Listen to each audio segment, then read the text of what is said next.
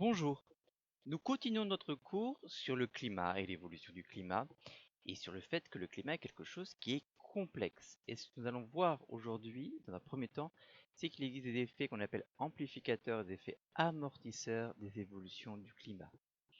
Pour voir ça, on va d'abord essayer de comprendre, de voir comment on peut modéliser le climat. Et en regardant comment on modélise le climat, on va s'apercevoir que certaines choses sont nettement plus complexes que ce que l'on peut imaginer au premier abord. Donc, prenons un modèle extrêmement simple du climat. Voilà, ça c'est extrêmement simple. Ça n'a pas l'air comme ça, mais on a simplifié énormément. On a mis que les éléments importants.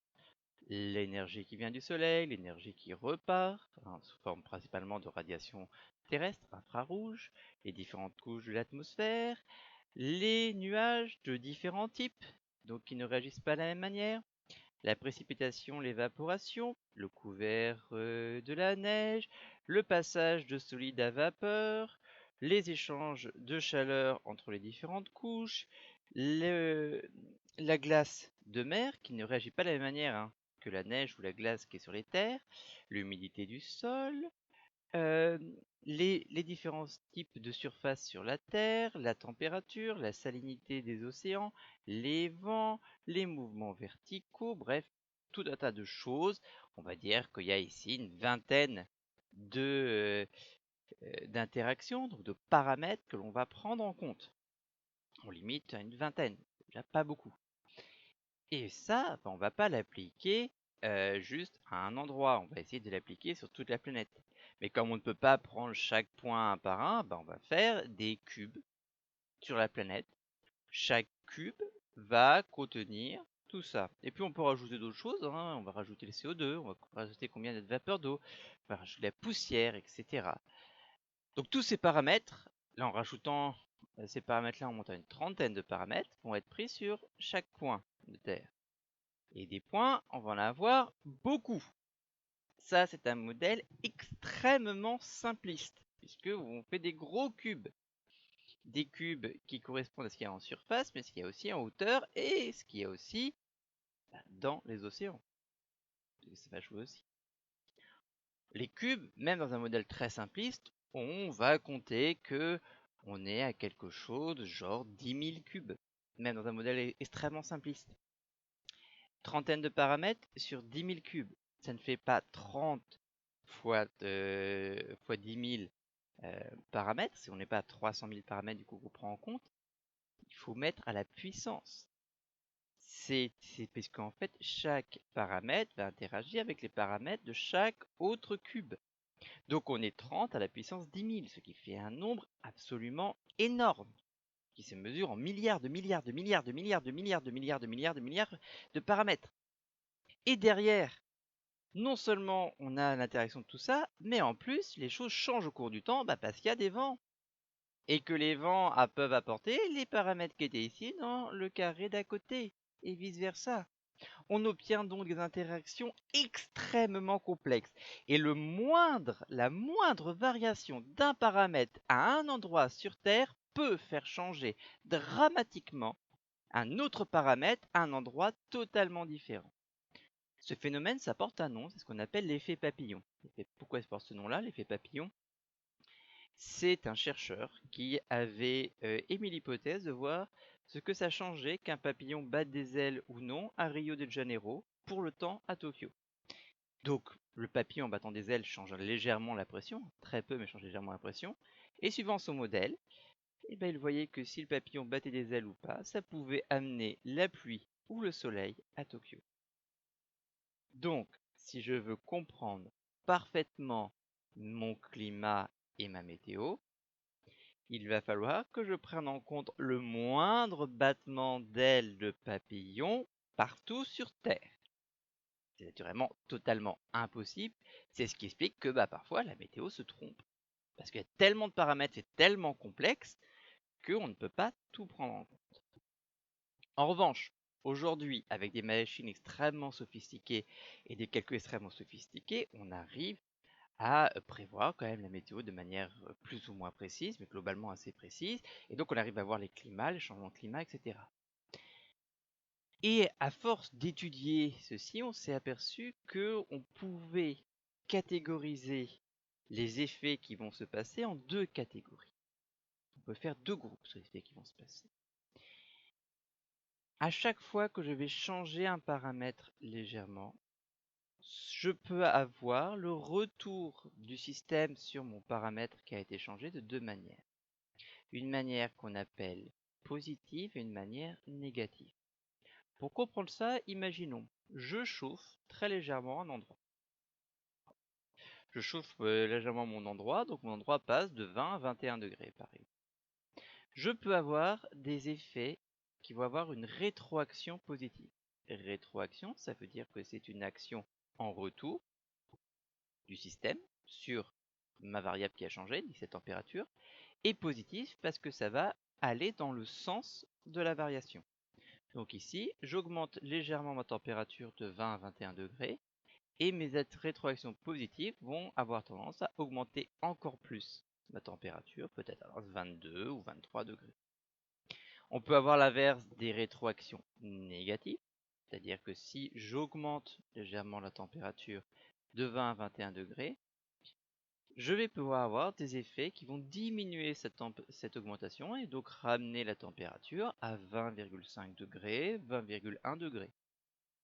Donc, on va avoir des effets ici qui vont accélérer les changements, on appelle ça des effets amplificateurs, ou des effets qui vont au contraire ralentir les changements. Ils ne vont pas inverser les changements, ils les ralentissent juste, mais qui ralentissent les changements, et ça c'est ce qu'on appelle des effets amortisseurs. Dans un système complexe, donc quel que soit le système, c'est valable pour le climat, c'est valable pour plein de choses du corps humain aussi, c'est valable pour vraiment plein de choses, on peut avoir des rétroactions. Et ces rétroactions peuvent être des rétroactions qui amplifient les effets d'une action, on appelle une rétroaction positive, ou qui atténuent les effets d'une action, c'est une rétroaction négative. Comprenez bien, ceci c'est valable pour tout système complexe. Le corps humain est un système complexe, donc on va avoir des rétroactions positives et négatives dans le corps humain. L'économie est un système complexe, on va avoir des rétroactions positives ou négatives en économie. La géographie et les mouvements de population sont des effets complexes, on aura aussi des rétroactions positives ou négatives, etc. Donc c'est valable pour tout système complexe, dont le climat.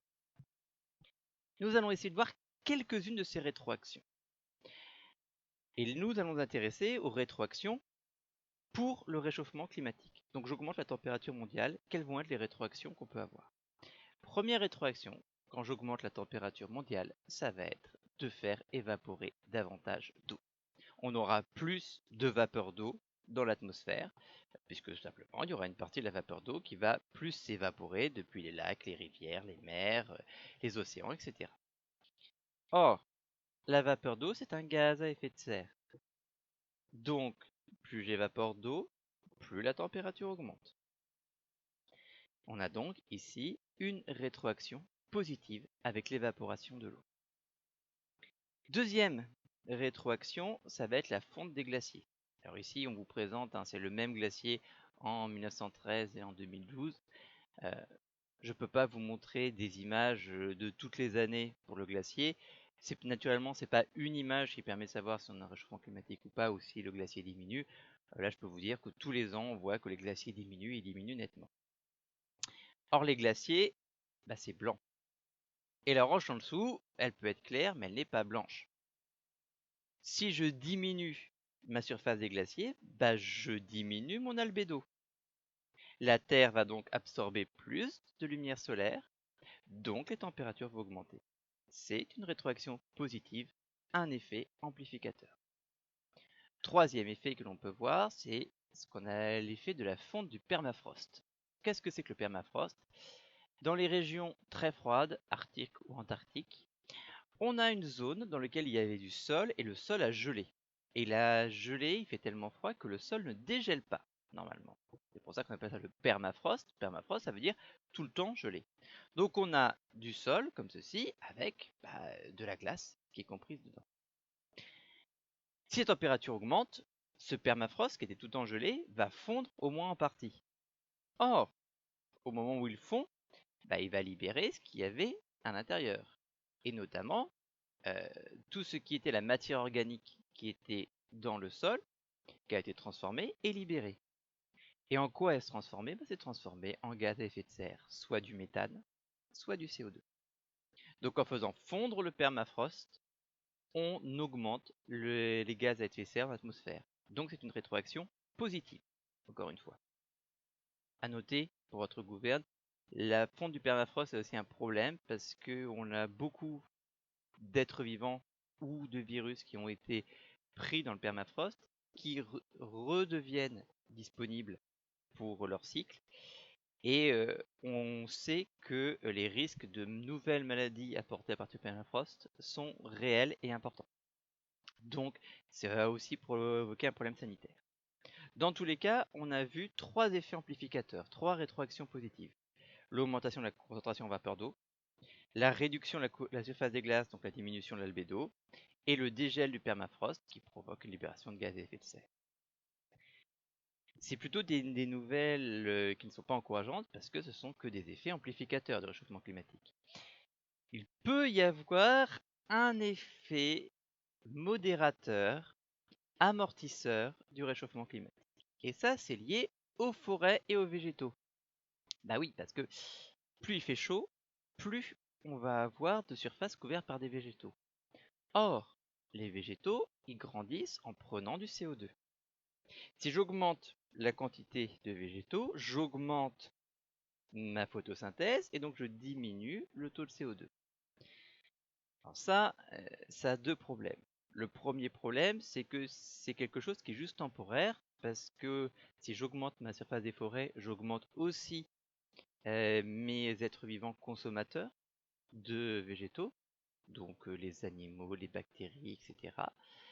Et donc rapidement, ma respiration cellulaire va augmenter aussi et va compenser la photosynthèse. Donc on va avoir quelque chose qui s'équilibre rapidement et qui au final n'aura apporté que très peu de CO2 en moins. Mais bon, c'est un effet modérateur. L'autre problème, beaucoup plus important, c'est qu'en fait, les végétaux, il n'y en a pas plus qu'avant. Parce que l'être humain détruit les végétaux, en particulier les forêts. Ça, c'est une photo de la forêt amazonienne. Et ce que vous voyez ici, c'est les fumées qui sont des feux déclenchés par les agriculteurs pour pouvoir faire des champs. Donc, on détruit des parties de forêt pour faire des champs. Il est évident que les champs, même si les végétaux croissent plus vite, concentrent moins de CO2 qu'un arbre. Vous mettez moins de CO2 dans du maïs que dans un baobab, par exemple. Forêt amazonienne, c'est pas des baobabs, on est d'accord, mais vous comprenez l'idée. Donc on est en train de détruire les forêts qui pourraient avoir un effet amortisseur sur le climat. Donc cet effet amortisseur, en fait, il ne se voit pas aujourd'hui parce qu'il est de courte durée et parce qu'on détruit plus de forêts que ce qui se produit en plus. Et donc on peut quand même identifier cette rétroaction négative, l'accroissement, la végétalisation, c'est-à-dire du nombre de végétaux disponibles sur Terre. C'est à court terme, et ce surplus constitue un puits de CO2, on met du CO2 un petit peu dans les végétaux supplémentaires. Vous comprenez bien qu'il y a ici des effets amortisseurs et amplificateurs assez importants. Lors du réchauffement climatique, ce que l'on voit actuellement, l'immense majorité du réchauffement climatique va être absorbée par les océans. Et ce que l'on va voir aujourd'hui, enfin dans la suite du cours, c'est le devenir de l'océan lors du réchauffement climatique. Il faut bien comprendre que sur Terre, c'est l'océan qui constitue la réserve à la surface d'énergie thermique. Pourquoi? D'une part, parce que les 2/3 environ de la surface de la Terre est recouverte d'océans. Donc, les océans absorbent beaucoup plus d'énergie, enfin reçoivent beaucoup plus d'énergie solaire que les continents. Et la deuxième chose, c'est que ça se voit bien sur l'image, globalement, les océans sont plus foncés que les continents. Donc leur albédo est moindre, donc ils absorbent plus de lumière. En plus, il est plus difficile de chauffer l'eau que de chauffer par exemple un arbre ou un morceau de pierre. Donc chaque goutte d'eau va emmagasiner plus de chaleur que l'équivalent en pierre ou en bois. Donc c'est l'océan qui va emmagasiner l'immense majorité de l'énergie supplémentaire, de la chaleur supplémentaire liée au réchauffement climatique. Les océans constituent le principal réservoir de CO2. Oui, en plus, j'ai oublié de dire, le CO2 est dissous dans l'eau. Et le CO2 de l'atmosphère est dissous en grande partie dans l'eau. Et 80% du CO2, en fait, est présent sous forme dissoute dans l'eau. Il n'y a que 20% qui est dans l'atmosphère. Donc les océans absorbent le CO2 et ils absorbent la majeure partie de l'énergie supplémentaire. Ils ont un rôle amortisseur primordial de l'évolution du climat parce qu'ils diminuent quand même de 80% le surplus de CO2 qu'on donne. Et puis, ils ralentissent le réchauffement climatique. Mais ça, c'est pas sans conséquences. L'une des conséquences à chaque fois que vous allez mettre du CO2 dans l'eau, c'est que vous allez acidifier l'eau. L'eau va devenir plus acide, son pH va baisser. Et ça, on le voit déjà, les océans sont en train de devenir plus acides. C'est pour cette raison qu'il y a de moins en moins de coraux. Les coraux ont besoin d'eau qui ne sont pas acides. Et ce qu'on s'aperçoit, c'est que partout dans le monde où il y a des coraux, les barrières de corail diminuent en taille jusqu'à disparaître. On a des barrières de corail qui disparaissent, les êtres vivants disparaissent. Alors, les pierres restent pendant un certain temps, mais pour s'abîmer assez vite. Mais par contre, on voit que les animaux disparaissent. Pourquoi? Parce que l'océan est en train de devenir plus acide. Autre point important, c'est que lorsqu'on chauffe un corps, il se dilate, c'est-à-dire qu'il augmente en volume. Donc si je chauffe l'océan, l'océan va se dilater. Et donc il va grandir. Et on a actuellement une montée des eaux marines, c'est-à-dire que le niveau des eaux augmente. Alors ça n'augmente pas du jour au lendemain, ça n'augmente pas d'un bloc. En revanche, ça augmente de manière très nette et on le voit ça notamment parce qu'il y a de plus en plus d'inondations liées au niveau de la mer partout dans le monde. Quand je dis partout dans le monde, l'image que je vous montre là, c'est en France, c'est sur la côte vendéenne. Et vous voyez que sur la côte vendéenne, on a eu des inondations très graves, beaucoup plus importantes que ce qu'on pensait. Ça, c'est une inondation qui est liée au niveau de la mer qui est montée. On va avoir ça régulièrement et de plus en plus régulièrement et partout dans le monde. En France et d'ailleurs en Europe, on voit ça très bien en Amérique du Nord, où c'est très bien représenté, mais on voit ça également en Inde, au Bangladesh, on voit ça en Afrique du Sud, on voit ça, on a vu ça au Ghana et au Togo récemment, etc., etc. On voit ça au Venezuela. On voit le niveau de l'eau qui monte. Et pour certains pays, c'est un vrai problème. Prenez les Maldives, qui sont des îles qui dépassent à peine du niveau de l'eau, ça va poser un gros problème. Pour bien faire comprendre ça, si le réchauffement climatique se poursuit comme ce que l'on voit aujourd'hui, on pourrait avoir une carte de l'Europe qui ressemblerait à ça en 2100. On voit le niveau de l'eau qui monte et vous voyez une grande partie de l'Europe, y compris en France, serait sous les eaux. Ce qui pose énormément de problèmes. En plus, ce sont des régions, prenez ici au niveau des Pays-Bas, de la Belgique, au niveau de l'Aquitaine, de la Vendée et de la Bretagne, au niveau de la plaine du Pô, ce sont des zones qui sont extrêmement peuplées. Les problèmes sont très importants. Et ça, c'est en Europe, mais je pourrais vous montrer la même chose partout dans le monde. Donc, l'action régulatrice de l'océan n'est pas sans effet sur les océans. Le CO2 acidifie l'eau, tandis que l'augmentation de température est d'une dilatation thermique, donc une élévation du niveau des océans. Et en plus de ça, les glaciers fondent. L'eau des glaciers, elle arrive où? Elle arrive dans les océans. Donc, la fonte des glaciers augmente, accélère la montée des eaux. C'est même le principal phénomène. En fait, on estime qu'il y a à peu près 10% de la montée des eaux qui est liée à l'hydratation thermique et aujourd'hui 90% qui est liée à la fonte des glaciers. Donc la fusion des glaces continentales, soit les glaciers de montagne ou les glaciers sur l'Antarctique et le Groenland, aggrave l'élévation du niveau des eaux provoquée par la dilatation thermique. Attention, si la banquise fond, ça ne change rien. La banquise, c'est un glaçon sur l'eau. Si vous faites fondre un glaçon dans l'eau, votre niveau d'eau ne va pas augmenter ni baisser. Voilà.